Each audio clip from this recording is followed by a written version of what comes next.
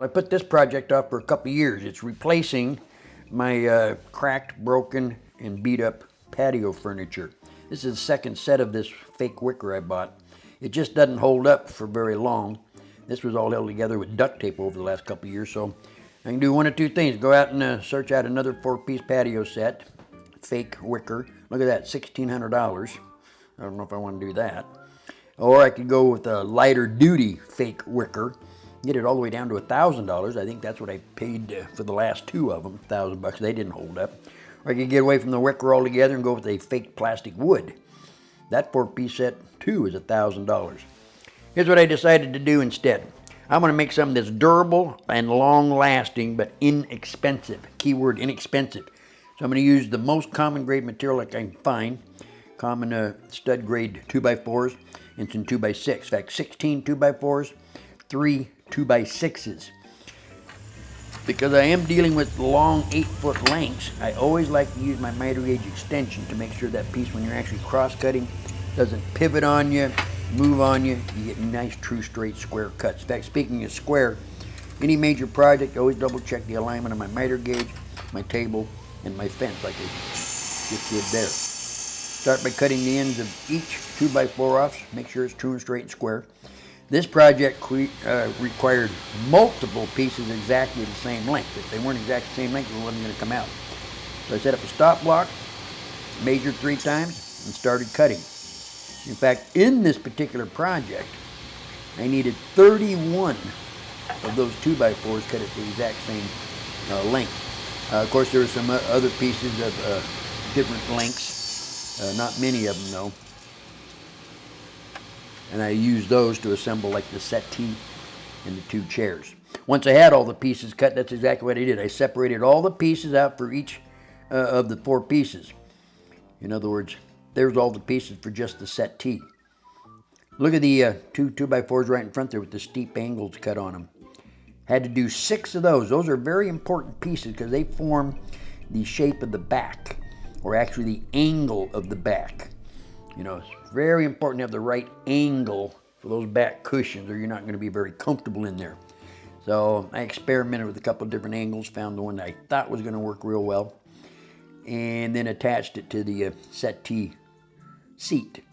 In fact, this entire project used up over 225 2.5-inch deck screws. That's a lot of screws, but it's a solid piece. I looked at that angle, decided that was going to be perfect. Went ahead and finished the backs on both the settee and the 2 chairs. You definitely want to make sure you pre-drill all of your holes. Just makes setting those big deck screws much simpler and easier. I glued up all the joints also. The legs are very interesting too. Very simple. You need to make 6 of these. The legs consisted of one 30-inch length of 2x4, one 23.5-inch piece of 2x4, and a 24.5-inch piece of 2x6, cut at 30-degree angles, parallel, meaning at the top and the bottom. Once those were attached, the assembly was pretty much complete, both on the settee and the chairs. Now it's a tedious matter of filling all those 225 plus holes, and also any of the imperfections in that common grade material, which there were plenty of, lots of gouges. I used a 3-part, it's like an epoxy wood filler. Takes 7 hours to cure.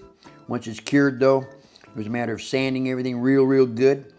And I'm applying 2 coats of a heavy-duty, durable exterior finish.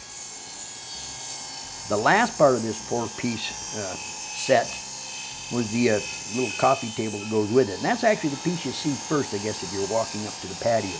So I'm going to make this a little bit more refined, so I trimmed each edge of every 2x4. It does give you just a nicer look. You'll see here in just a minute. Good use for a zero clearance insert, by the way, when you're cutting thin strips like that. Here's one that I made. I did use, by the way, an 8-foot piece of a 1x4 select material for the top. You can see that. And the glass that I salvaged from the old patio set table goes right into there. But after 5 days, I think it came out pretty good. Let me show you what it all looks like. Oh, by the way, the white columns you're looking at right there, those were done on a Shopsmith some 20 years ago.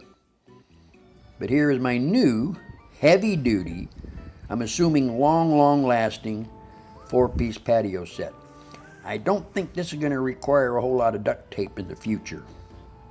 This is a great example of how you can actually make your Shopsmith pay for itself. Like I say, all of $167 and I got a brand new patio set.